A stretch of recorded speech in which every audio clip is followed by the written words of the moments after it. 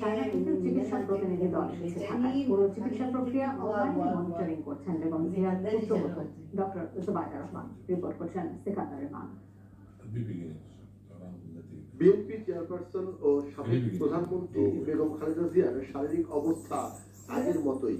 এই মুহূর্তে চিকিৎসকদের অগ্রাধিকার দেশের সর্বোচ্চ মানের চিকিৎসা নিশ্চিত করে তার শারীরিক অবস্থা স্থিতিশীল অবস্থায় ফেরানো।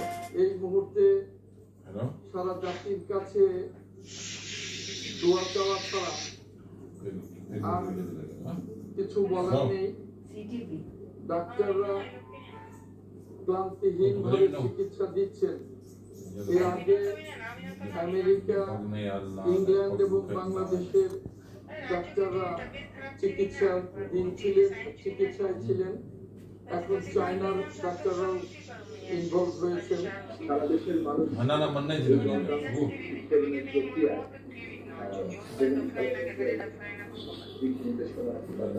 Bagi ini doa itu jadi kiri.